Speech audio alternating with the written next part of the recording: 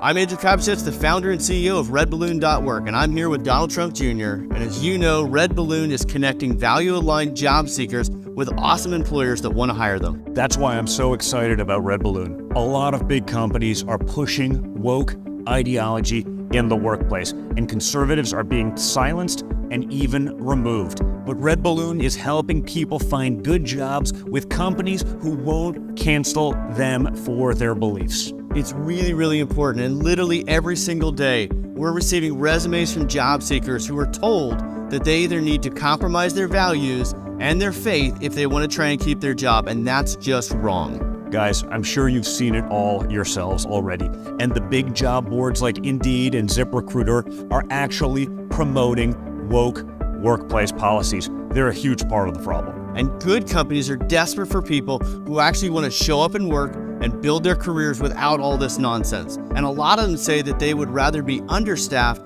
than poorly staffed. That's why if you're an employer who's tired of all the virtual signaling, you need to post your jobs on Red Balloon. Not only will you find good people who align with your values, but you'll also be supporting Red Balloon's mission, which is so critical for America's future. I'm Andrew Kopchitz from RedBalloon.work, and this is Donald Trump Jr., as you know. And if you're looking to fill your open jobs with values-aligned talent, then post your jobs on RedBalloon.work today. We'll see you there.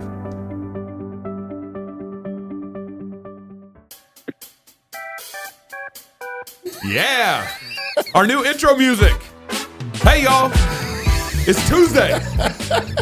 Welcome to Cross Politic on the Fight Laugh Feast Network. Pastor Toby, I'm the water boy, and this is my alma mater, Joe Vandal. No, it's Joe Knox. Joe Knox. It's Knox Joe Vandal. Knox. Hey, Vandal Knox. cheers. Cheers. Hey, Neil, make sure you get that linger on that a little bit. Knox, what happened to your skin? Why are you looking at us like that? Yeah. Why? Stop. Hey. Stop grinning. Stop grinning. I can see your white teeth. Knox is out of the studio this week, obviously, with the intro music. You should have known that already. Right. What I want to know is why has Knox never used that for music? No, that was good. It's been sitting on the board all this time. Yeah. He's been holding out. Does he use that for another show or something, Neil? No? No. He just has it there. He just put buttons on. Just in case it's time for it's like a staying alive. So Knox is out all week, but we actually got some really good interviews and shows actually happening this week. Yesterday, we actually had a really good interview that nothing came together because Knox was out of the studio. Everything fell apart. Yeah. But today we got a great interview coming with you, and then tomorrow we got a lawyer coming in to talk about the Trump indictment, some of that. There's a lot of stuff going on there. Thursday, hang on, let me hop over here real quick. You got other things? Yeah. Thursday, is it the 6th? Yeah, Thursday we got Siaka Masakoi. That's probably not how you say it. It's probably not how you pronounce it, but he's coming on, and he's a Hollywood actor. Conservative, involved in a bunch of politics actually in California. Really interesting guy. A Hollywood actor who's conservative. He's like a unicorn. Yeah, that's right. Yeah. And then on Good Friday, Good Friday, we got a Davis Yuntz coming on the show. And we're actually going to be with him for a whole hour. It's a long. We're going to start trying to do long form interviews on Friday as much as we can. Okay. And Davis has got a lot of stuff. That's he's rocking fire right now with everything that's been going on with the military, vaccinations, Trump. All that good stuff. Man, this is an exciting week. You hear that, Knox? See, this is a great week. I did it without you. We're having a great week. We're 3 minutes in. On Friday, we're gonna be like, Knox. Hey, you guys know you can sign up for a club membership, a magazine subscription, and tickets to the Fight Laugh Feast conference at the Ark Encounter, all in one place. Incredible. It's true. FightLaughFeast.com is your web destination where all your dreams come true. That's not what it says, but I'm just going to say that. That was good. Here's what you should do.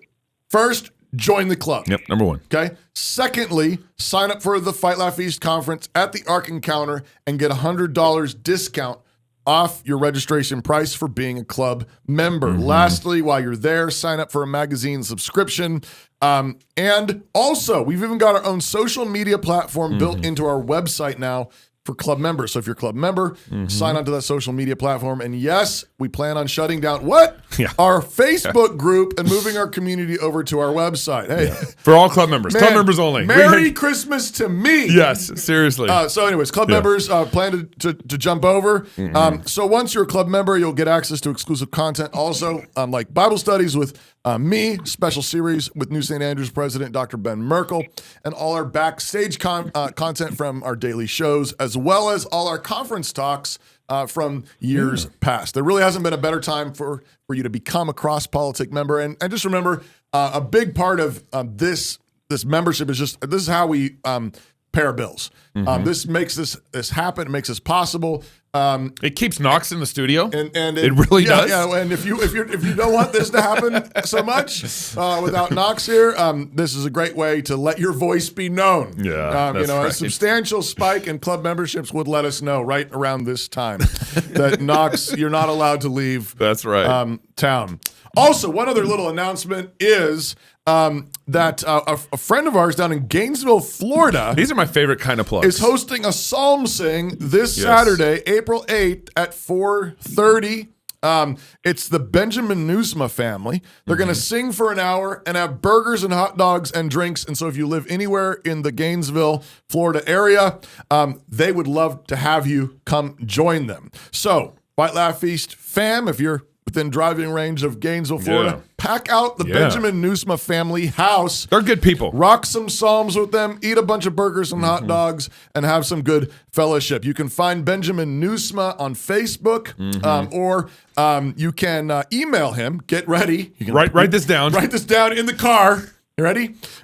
Benjamin.r.Newsma. Newsma is spelled Nieuwsma. Just pause and go back. Yeah, You'll get it. you'll get it. At gmail.com. If you're interested in come and let Benjamin know that you'll be there on Saturday, April 8th, 4:30, psalm sing and party. And here's the thing: if you're driving in your car, you can't text and drive, so you can't, write down the email, Benjamin, but you can do calligraphy and drive. That's not illegal. Calligraphy. Yeah, calligraphy drive. So you can write down the email and calligraphy, and you're legal. I don't know. What are you I don't know. I'm talking just trying to help them get a loophole around that. All right, hey, we got. I'm excited for this interview. We got Ben Haab coming on here. Haab, 2 A's, and we got him coming on. He's the director of a documentary that's being released in Canada right now on the trucker convoy, and I think one of the we've said this multiple times in the show over the last year that we don't want to forget what happened in 2020 and 2021. Right, we can't. And these kind of documentaries are important to kind of memorialize. Right. And not forget the travesty, the tyranny, all the stuff that happened in 2021. So, but before we introduce Ben, I want to just play a little clip from the documentary. The standard that I worked to in Canadian journalism for 20 years was not being followed. It was as though they were Googling what was happening. Although the CBC is one block, it's on Spark Street, the pedestrian mall, right next to the Parliament buildings. All they had to do was probably further to walk to their car than it was to walk to the protest.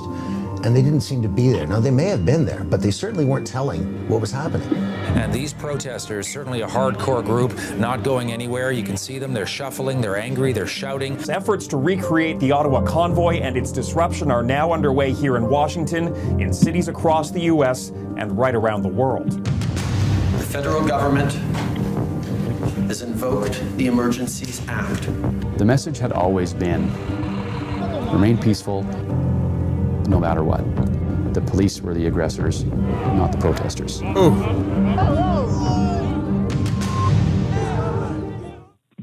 Wow.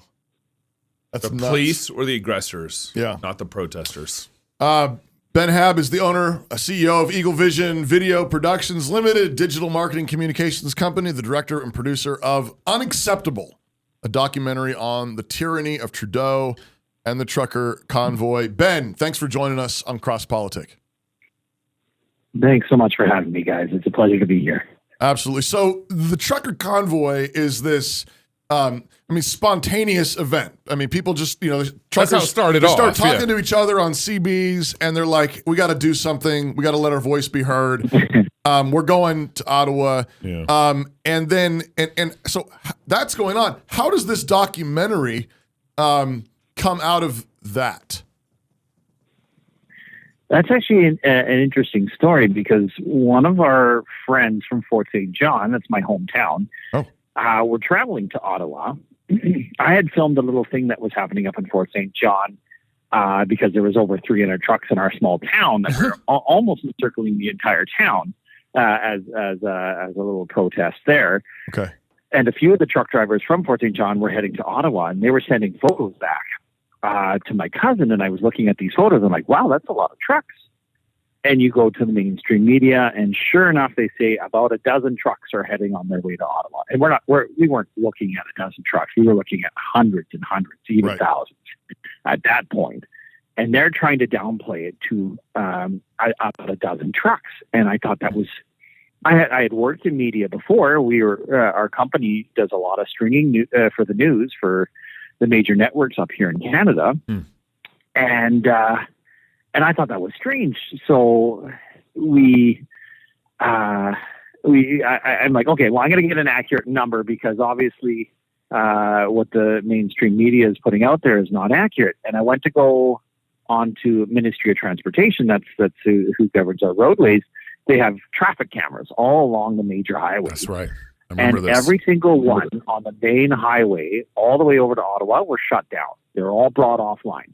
Yep. And I was just like, oh, they're actively trying to hide the truth of how many numbers are there. And whether or not like it was complicit with the government themselves or within the Ministry of Transportation themselves, just not wanting to have, like trying to quash the ground swelling of grassroots support was very evident at that point. And so at this point, the convoy was in Winnipeg, which is about 30 hours from where I live, a 30-hour drive. So my cousin and I, we overnight, we packed up our stuff and we got in our truck, and I'm like, I have to go see this for myself. I can't. There were some outlandish claims from some of the noisier people within the convoy that said it was 50,000 trucks, and I'm like, well, okay, that doesn't sound accurate either because 50,000 trucks would be miles and miles and miles long.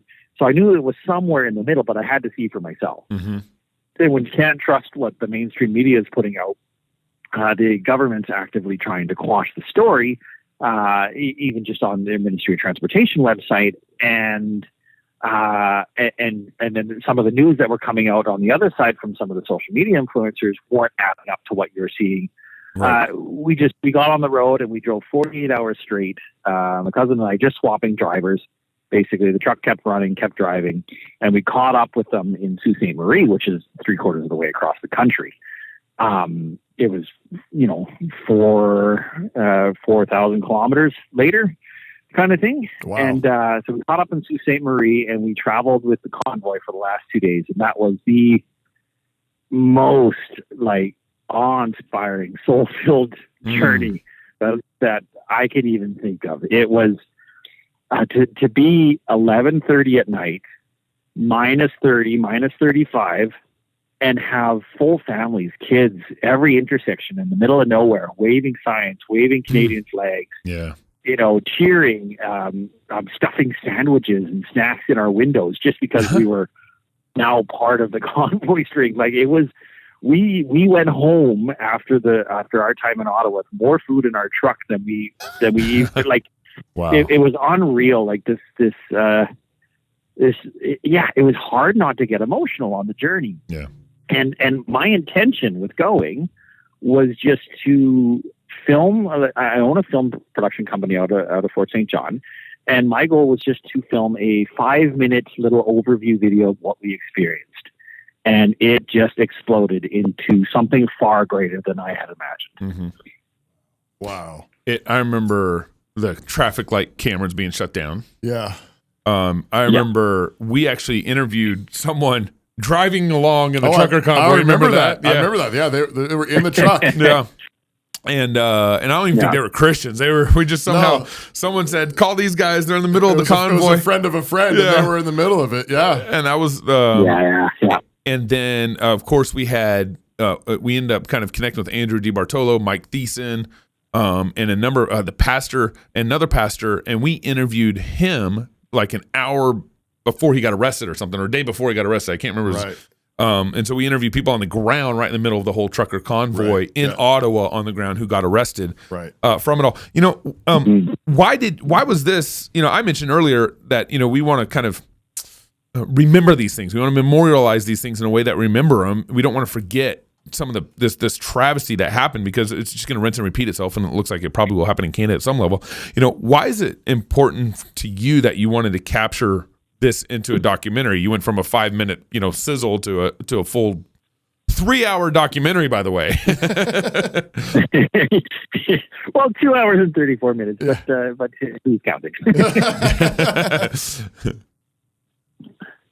Yeah, it was that innate desire to have accuracy, because the first few days is very evident that the information that was coming out on mainstream media was very flagrant and out there, right?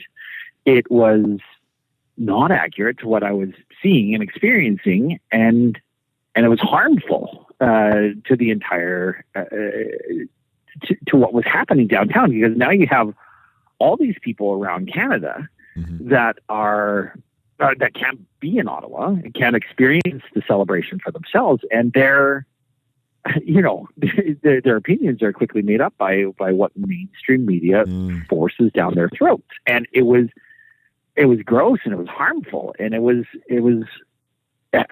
hard to take. Like, I experienced basically like the most patriotic moments of my entire existence, and you could really feel the spiritual aspect, like the like God's presence down there. Like, for those of us who were Christians and were downtown Ottawa, it was very apparent. Like, you probably spoke to some of the churches that were in the area, and they had truck drivers coming in that weren't Christians, that had no spiritual background, and are asking, what is this that I'm feeling? Like, it was pure unadulterated love on a community level, and you could feel that, like, it was spilling out in the streets. You could not deny it. And then you go on the mainstream media, and you watch the news reports, and they're talking about swastika flags, and they're talking about the spewing of hate, and like it couldn't be more 180 degrees in the opposite direction than what you were experiencing. And that was infuriating. You kept questioning, were they even down there? And how were they experiencing this event completely different than I was experiencing it?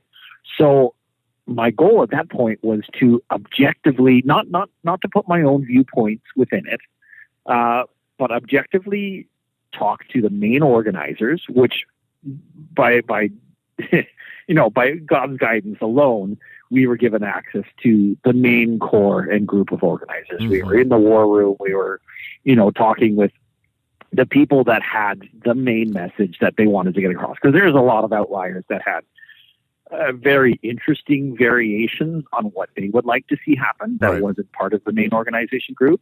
And the media gave them lots of attention because, some of them were pretty extreme. Whereas the main group of organization was, we want COVID mandates lifted. It's discrimination against the vaccine passports, the vaccine mandates across border, and we want those lifted. Period. End of story. Everything else was not on the radar of the main organization at all.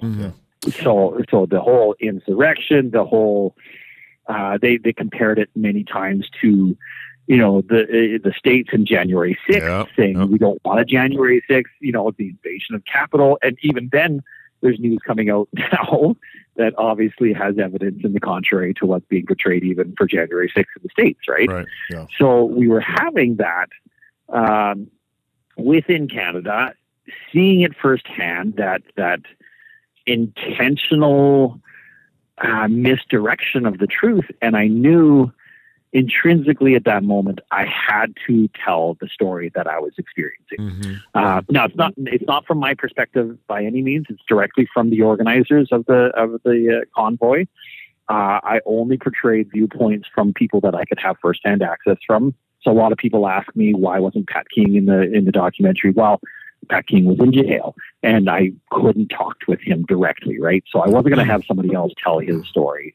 I wasn't going to tell somebody else's story that I couldn't personally chat with. Like, for example, Chris Barber. He was a big part of organization of the convoy, yet our schedules never lined up to actually have an interview. So, yeah, I don't have his perspective in there, but what I did get is the main heart that was behind the convoy. And then in addition to that, I have every organizer that was part of the convoy that have watched the documentary have confirmed that the documentary speaks to the heart of what the convoy was about. Now, I don't go through every last detail of, media said this, convoy did that, media said this, convoy did that, where there's these point and counterpoint. But what I did do is I spoke to the heart of what the intention was behind the protest, what the feeling was like downtown, and then to juxtapose that with what the government did in turn. It's a hard watch. That's helpful. That's helpful, Ben. Do you think the truckers won, or do you think Trudeau won in that battle or protest? Showdown. I think, in Trudeau's mind, I believe he thinks he quashed the issue, but what it did is it really exposed the heart of what's behind our government's intentions. And I think while the convoy itself didn't, relinquish all the mandates that they had hoped, there's still border crossing mandates with vaccines and that kind of thing. What it did do is it exposed so much more. It exposed our government's ability to push things through the House that aren't necessarily good for the nation or doesn't take everybody's voices into account. It exposed our mainstream media's complicit nature with the government's voice just being a lapdog for the government to push out messaging. It exposed, some of our banking systems and how easily the government can go and press, the off button on someone's bank account. That's incredible. And I think, while they didn't get all the mandates lifted, they exposed so much more that was far beyond what anyone could have imagined throughout the protest. And to do it peacefully, to not even swing a fist, like to have assaults on police at zero, that is huge. And we're talking about big burly truckers. Some of them probably have a fair amount of a temper. To have all of them voluntarily cage themselves and willingly be beaten and not swing a fist back, that's huge. That is beyond control. That is true display of power, is having that ability to inflict pain on someone and willingly, graciously and lovingly deny yourself to swing. I think your quote in this trailer that we just played, the quote by a former RPC and police officer, he said, "The police were the aggressors, not the protesters." And there's that example where the lady was trampled on by the police horse, the older lady. Candace, yes. There's a number of examples or footage where the cops are arresting, throwing down, beating, breaking glass, all that stuff. How did and then you had the guy that was being interviewed in the trailer for a quick minute was he actually worked or formerly was a producer for the Canadian Broadcasting channel. Corporation, which gets millions of dollars by the Canadian government, by the way. How did that narrative, even kind of get out that, the protesters were the violent ones and the police just got away with something? Well, that's really about, I don't know how else to put it other than a premeditated narrative, right? As a filmmaker, I I can take someone's conversation and I can cut it to smithereens and make them basically say whatever I want them to say. The opposite or and whatever. that's a huge responsibility, right? And I had a lot of pushback when I was asking people, hey, do you mind if I interview you for this documentary I'm doing? Instantly, the red flags go up. It's like, okay, who are you with? What is your messaging? How are you going to portray me? Yep. And so there's a lot of convincing that I'm like, okay, listen, all of our interviews that we're doing, and this is a level of transparency we're doing with the documentaries. Every interview we're doing, we're releasing them in their long form after the fact. Yeah. So if you want to listen to 2 hours of so-and-so that was within the documentary and you only got to hear 5 minutes of them, well, you can listen to their whole 2-hour interview afterwards and make sure that I'm not taking them out of context, that it's actually authentically what they were trying to portray. And that put a lot of people at ease. It's like, okay, I am more than willing to talk if my message is not going to be skewed, because people are gun shy now. There's a few people that did quite a few interviews, and you listen to the sentences that the mainstream media took. You can say a balanced point, and they'll cut it just to where you sound extreme or where you sound like you're instilling a bit of provocation, and it's gross. Right. And it's a huge responsibility as media to battle against that. So yeah, it's all camera angles. It's all what they're looking at. And just repeating a lot of, you'll watch a lot of the anchors or the journalists inputting their information into the story, where they use the same wording like occupation, insurrection, this was illegal, and just saying the words over and over and over to where the mass public believes it, even if there's no visual evidence of that. Yeah. Words are important, and the repetition of them equals believability. It seems to me, I mean, back to your question, Gabe, about who won. Yeah. Like, did the truckers win or did Trudeau win? I mean, despite the fact that, I mean, I think it is overwhelmingly true that Canadians have been far more docile than they should have been and far more easily swayed by mainstream media than they should have been. I mean, just your testimony, Ben, of driving in the convoy with, thousands of ordinary Canadians standing on roadsides and overpasses with flags and sandwiches and just cheering you on and singing, the hymns and the national anthem and all these kind of things. I mean, I hear that and I think the truckers won. Like, I mean, I think, I mean, like, you won something there that goes way deeper. I mean, you said this is the most patriotic moment of your existence. And I have to think that for a lot of people who participated in that, it's the same thing.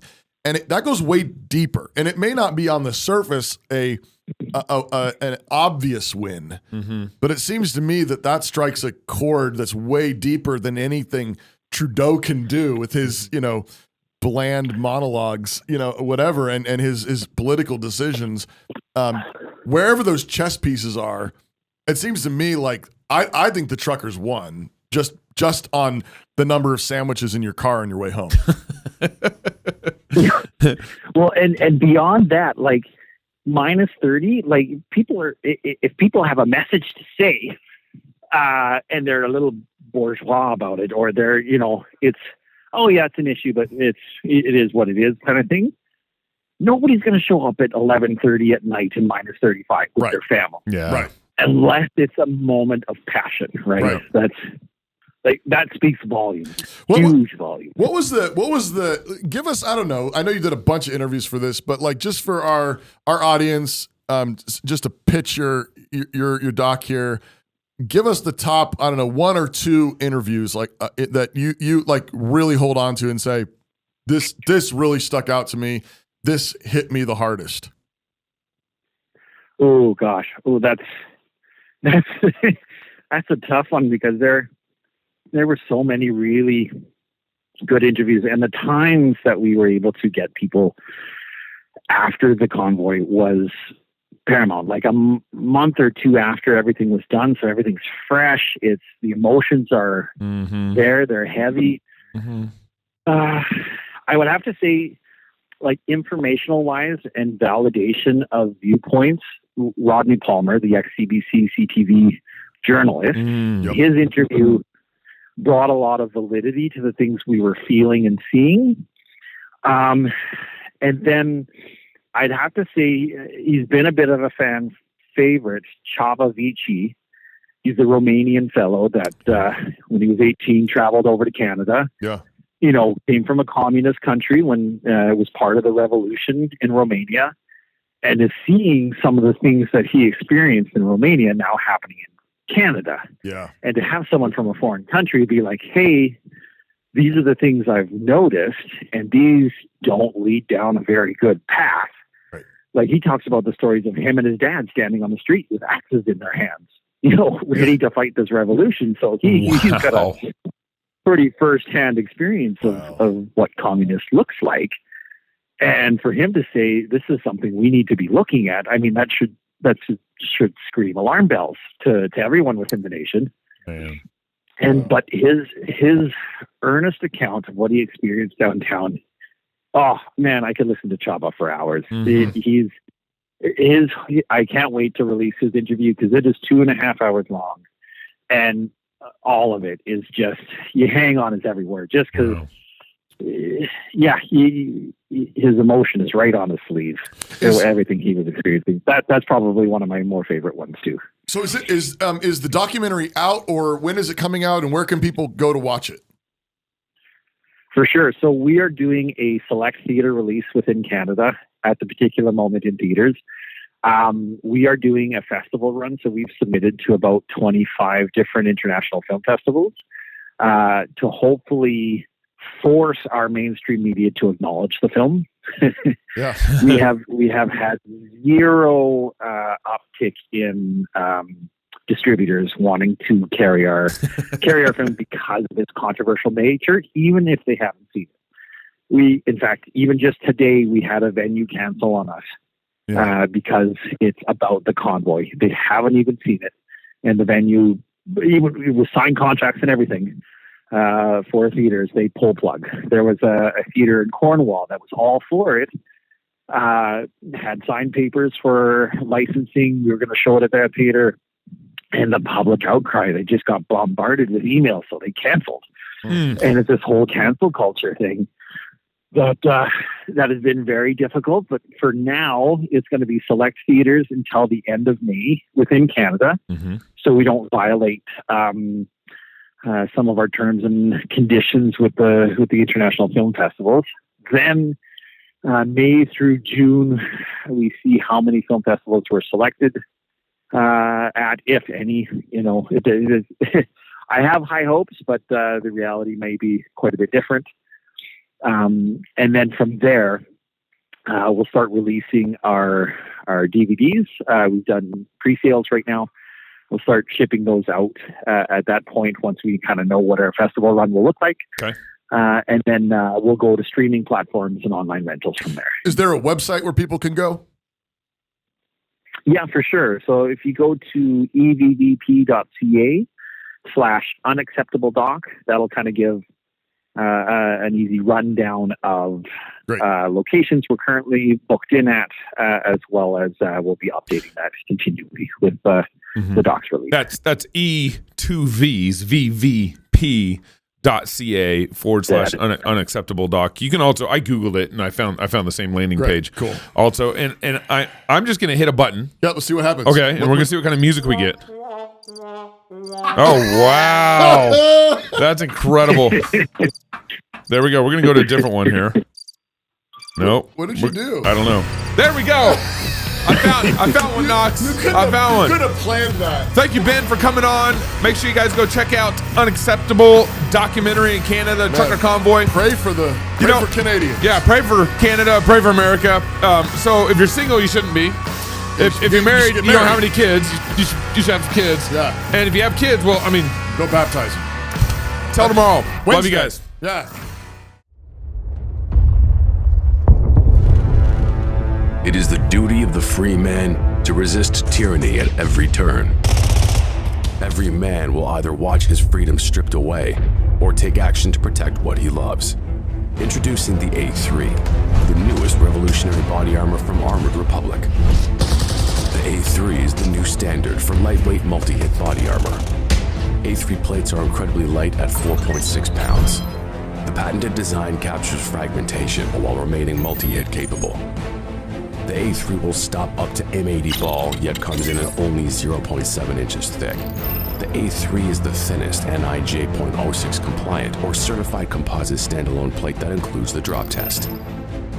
The A3 is the first of its kind, patent pending, that combines an alloy strike face with polyethylene backing, revolutionizing body armor technology by providing strength and durability while remaining sleek and maneuverable. The A3 is the new standard in lightweight body armor. The fight against tyranny just got stronger.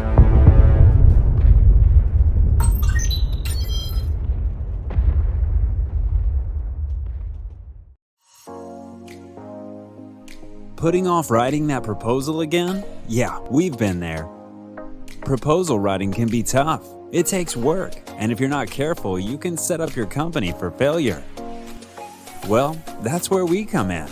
Smart Pricing Table is an innovative application that focuses on, well, the pricing table. Instead of a static document and constant back and forth, our platform creates interactive proposals that empower your prospects. Not sure if something is needed? Make it optional. Have complicated services that vary? Let your customer do the work with line item upsells. Have reoccurring services? Easy peasy.